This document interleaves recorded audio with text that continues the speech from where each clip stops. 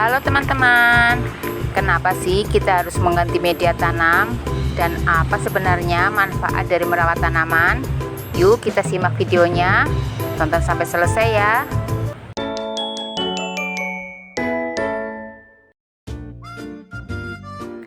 Assalamualaikum warahmatullahi wabarakatuh. Apa kabar teman-teman semuanya?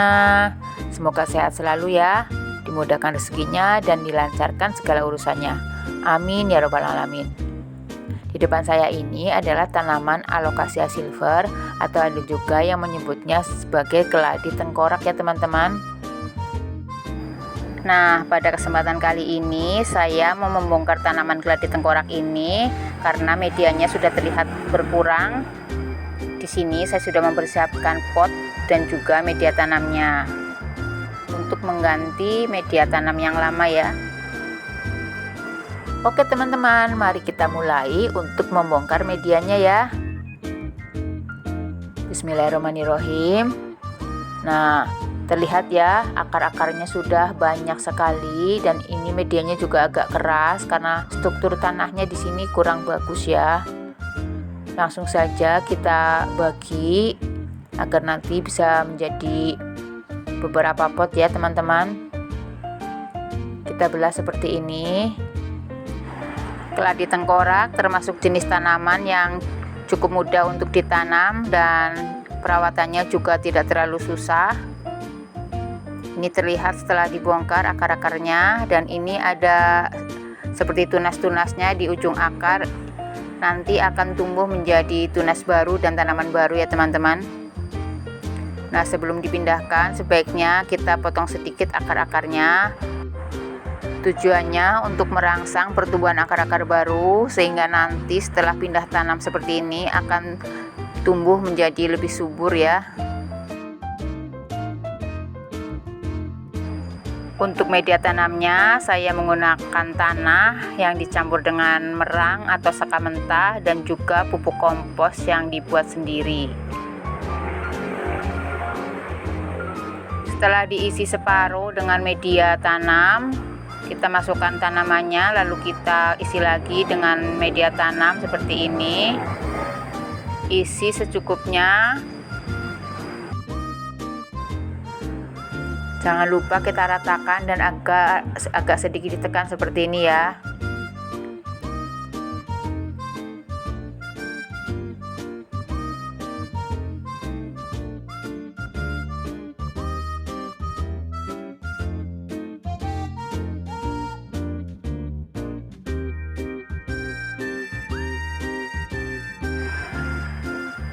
Lanjut ke tanaman berikutnya. Caranya sama seperti tadi. Kita bongkar sedikit media tanamnya, kemudian kita potong juga akar-akarnya untuk merangsang pertumbuhan akar baru ya. Nah, kira-kira kapan kalau media tanam itu harus dibongkar atau diganti? Kita bisa melihat ketika tanaman kita mulai kurang subur pertumbuhannya karena sudah terlalu limbun, atau juga terlihat ketika media tanamnya sedikit berkurang ya teman-teman.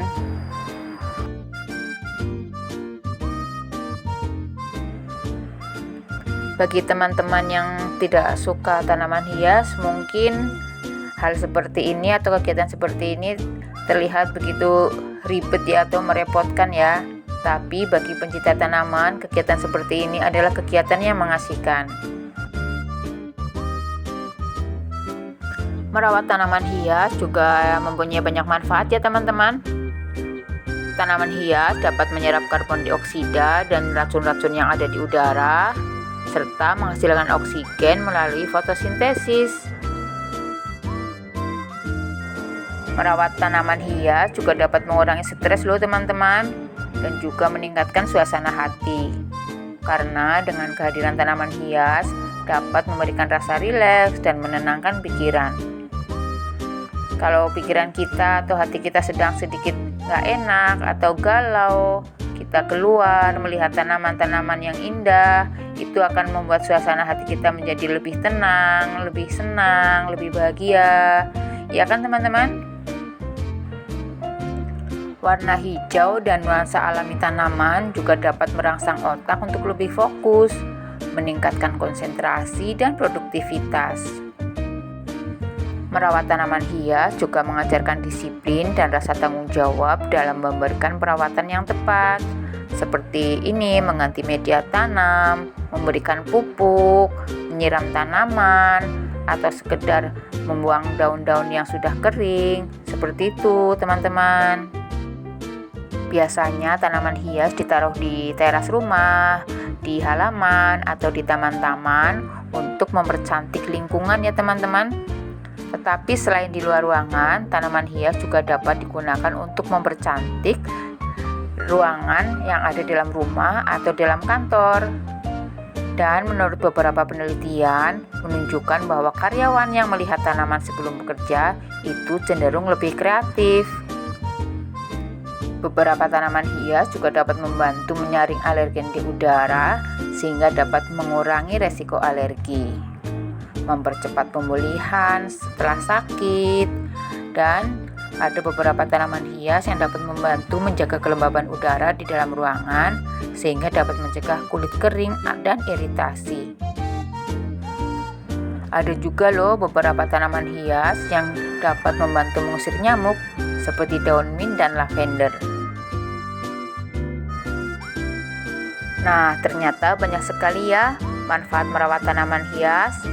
Selain membuat tubuh kita menjadi sehat karena kita beraktivitas seperti ini, dapat juga membuat hati dan perasaan kita menjadi lebih tenang dan bahagia.